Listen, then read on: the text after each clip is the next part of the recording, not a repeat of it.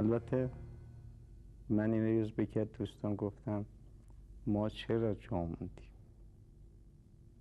نه ما، و ایشون که از عزیزان بود گفت حکمت این بود که ما بمونیم، هم درد کوله بار دکتر چمران و هم بچه‌هایی که تو دهلاوی و مالکی و سوسنگرد و غیر شهید شدن بکشیم، و اینکه رسالت خون دکتر چمران بچه ها رو باید ما با زبانمون، با قدممون، با قلممون برسونیم به گوش نسل آینده. ایشون اینطوری میگفت چون کاری زینب‌وار باید انجام شد، فرهنگ جبهه و جنگ، مخصوصا مظلومیت دکتر چمران. باور خودتون چیه؟ من خودم باز به که دوستان گفتم ما خود قاطی داشتیم، شیشه خورده به قول بچه ها قاطی بود که قاطی ما بود که جا موندیم، وگرنه گفتم اتوبوس خالی بود. و بچه هم گفتم وقتی دیگه خیلی در اون منقلبه میریم سری به شهدا بچه ها بزنیم، واقعا بچه ها میگن چون جا موندی، حتما علت داشته جا موندیم دیگه. من فکر میکنم خودم میگم علت داشته من جا موندم و میرم که بلکه بتونم به اون علت برسم، بلکه اون نقایص بتونم برطرف کنم. هرچند دیگه در بسته شده، اتوبوس حرکت کرده، شاید یه نسیمی بخوره باز نفسی پیدا بشه.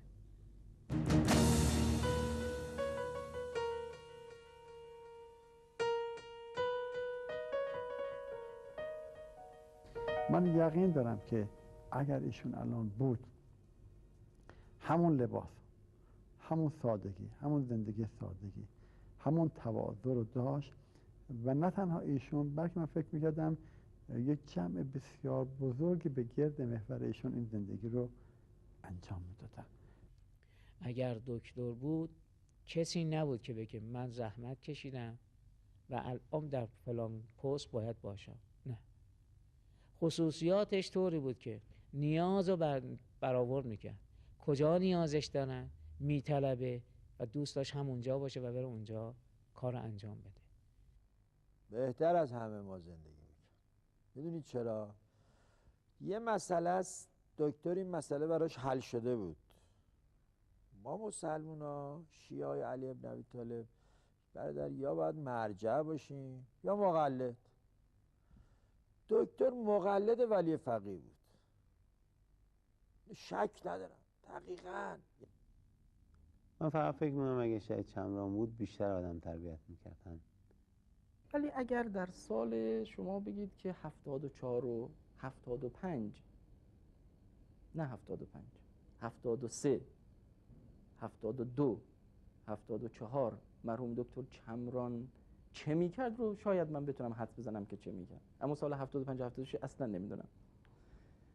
من فکر کنم اگه تو این سالها بود یقینا شما در بوسنی هرزگوین میدیدیدش چمران رو. بنابراین یادتون باشه که شما سوالی کردید الان که اطلاع شد جز خداوند عالم و شخصش کسی دیگه نداره که در چه موقعیت قرار میگرفتن و چه کار میشد. خیلی خیلی سخته یعنی برگرده و این. ولی من یک چیزی رو میتونم در مقابل این سال نزدیک غیر ممکن شما جواب بدم که اگر بود علاقه داشت تو دانشکده فنی بیاد درس بده. شوهر من یه خاطری از ایشون دارم. ما آخرین بار خدمتشون رفتیم اهواز که با هم بودیم. به شوهر من گفت امیر کمالی انشاءالله که جنگ تمام میشه شما در فکر من باشی. گفت دکتر من در خدمتم. گفت دنبال یه مسجد بگردید که سریه دار میخواد که یه خادم بخواد منم باشم. تو رو خدا یه مسجد داشته باشه، یه اتاق برای خانم آقاده بسمونه. ما هم حاضریم شب و روز مهمونای این مسجد خدمت میکنیم، جارو میکشیم، پذیرایی میکنیم، فرش رو میشوریم، گردگیری میکنیم، همه کارا رو میکنیم. یه اتاق رو مسجد داشته باشید فقط برای من و خانم. اگر امروز آقای دکتر چمران بود شخصیت فرهنگی خلاق مثبت بود، روحیش اینجوری بود.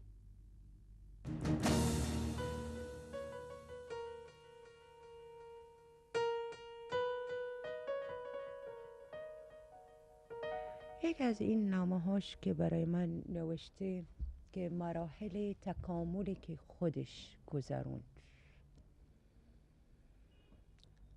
و اون نامه یعنی برای من تقدیم کرد قبل از ازدواجم. نامه 8 صفحه، ولی من مختصرش میکنم که به خط خودش شروع میکنی زندگیش از اول و مراحلی که گذروند. خودش میگفت که اول با عالم، همه ظواهر عالم، از زمین و آسمان و دریاهای و کوهها و اینی، میگفت من که انسان با عقلم و قلبم به همه این امور در آشنایی روحی داشتم، همه این چیزهایی دوست داشتم و هرچی دنبالش میرفتم، هرچی لمس میکردم، بیشتر دوست داشتم و بیشتر تعلق پیدا کردم. البته ایشون میگه انسان، ولی زندگی خودش میگفت.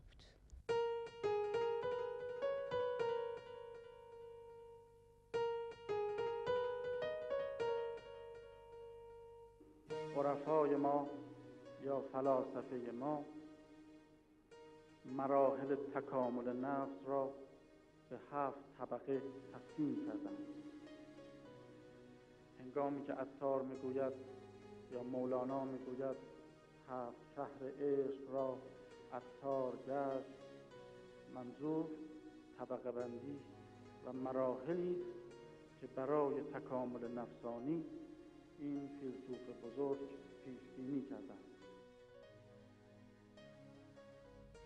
برای من همیشه شناخت شخصیت ائمه، به خصوص شخصیت علی، برام دشوار بود، اما دیدن چمران برام این چیز رو مشخص کرد که نه، آدم‌هایی میتونن باشن که شخصیت‌های متضاد رو در وجود خودشون جمع بکنن و این جمع‌آوری به گونه‌ای باشه که متعادل باشه، چون مهم اینه که هر چیزی در جای خودش استفاده بشه.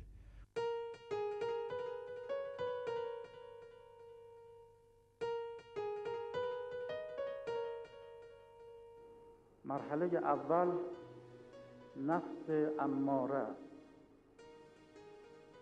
نفسی که تحت تأثیر شهوات و خواسته های مادی قرار می گیرد و مثل حیوانات عمل می کند و خوبی و بدی را درک نمی نماید و اکثریت مردم دنیا در این مرحله نفسانی قرار دارند.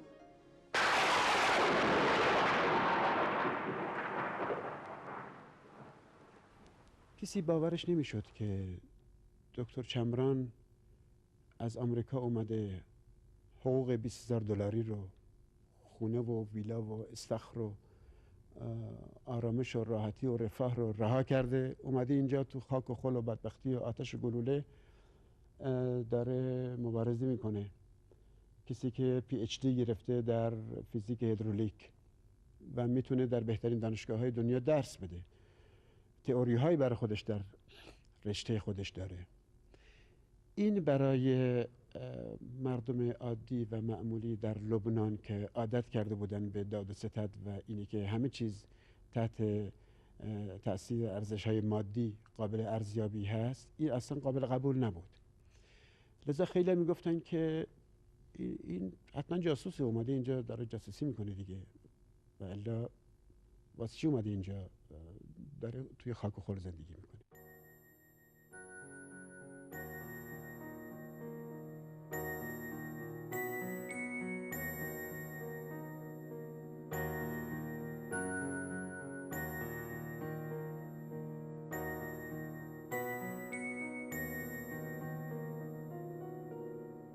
مرحله دوم نفس لوامه نام دارد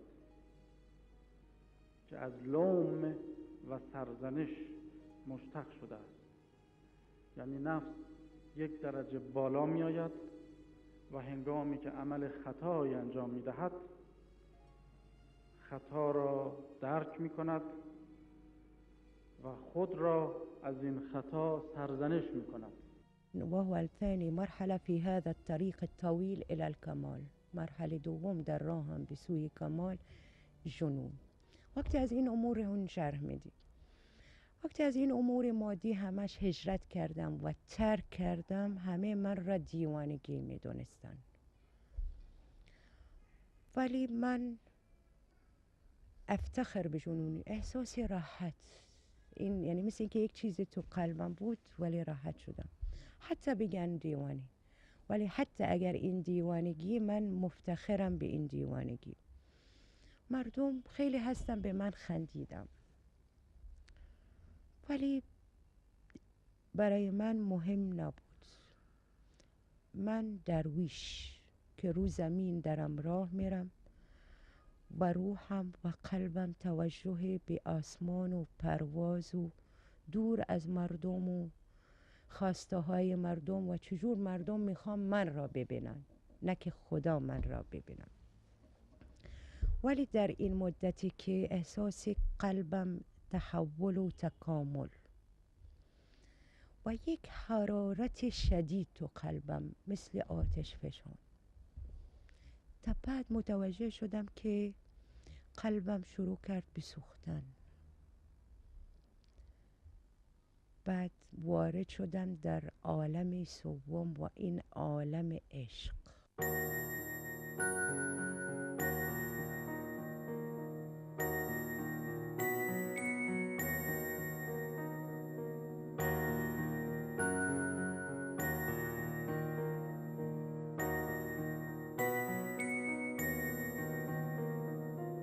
مرحله سوم را نفس عاقله می‌نامند. مرحله‌ای که نفس به درجه عقل رسیده است و بین خوبی و بدی و حق و باطل اختلاف قائل می شود و می تواند راه حق را اختیار کند. واقعا ملموس بود، یعنی هر کس که تو لبنان و ایشون زندگی کرد، همینطور که گفتم اول، یعنی مخصوصا تو مؤسسه احساس میکردم که این عشق اینقدر بزرگ بود که به همه ما میرسید و اون عشقی که ایشون میگفت خیلی زیبا نوشت ولی به عربی میگفت این مثل یک آتش فشانه که کسی هم تحملش نداره. دینش رو از عشقش گرفته بود. آقا دین یعنی ایمان، ایمان یعنی عشق. بقیهش میشه مثل کسایی که مثل بنده ظاهر دین رو بلدن ولی عمل نمیکنن. چرا عمل نمیکنن؟ عشق رو ندارن.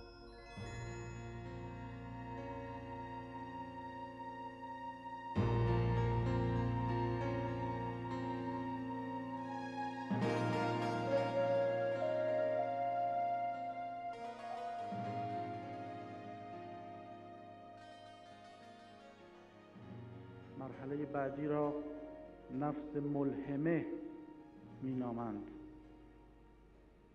نفسی که به او الهام می شود، یعنی نفس به درجه‌ای می رسد که با منبع وجود، با مرکز هستی رابطه الهامی برقرار می کند. و می گفت من وارد خطر میشم، عشقاً به شهادت. من حمله میکنم به ملک مرگ که میخوام برسم به بگیرم این ملک مرگ تو بغلم، ولی او از من فرار میکنی. من دنبالش میدویدم ولی از من فرار میکنی. میخوام خودم قربانی کنم برای خدا و احساس لذت مرگ در احضان معشوقم، در بغل معشوقم، و این بالاترین لذت الان در وجودم که خودم برای خدا قربانی بکنم. همین که ما دیدم.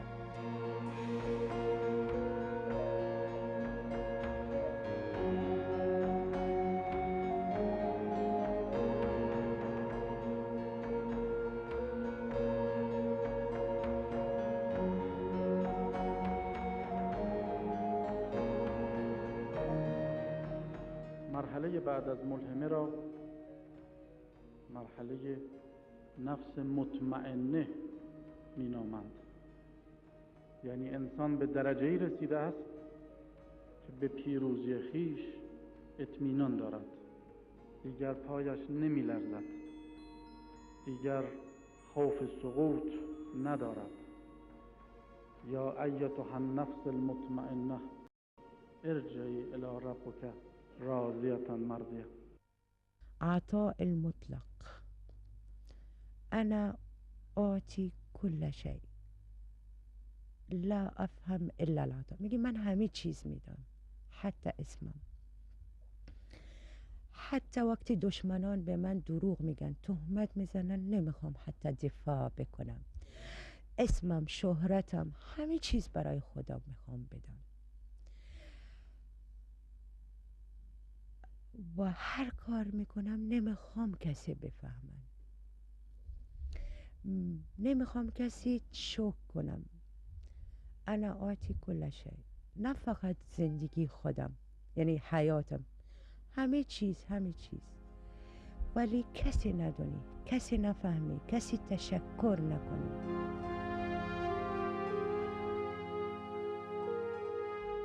میخوام سفر کنم و ترک کنم این زندگی برای ابد. و اینجا وارد شدم مرحله ششمی که معراج به سوی آسمان. بعد اینجا میگه خدایا این چه لذتی که به من دادید، لذت معراجم به قلب وجود تو. من الان هیچی نمیفهمم بجز تو، هیچی نمیخوام بجز تو، هیچی نمیبینم بجز تو، هیچی نیست بجز تو، هیچی، فقط تو.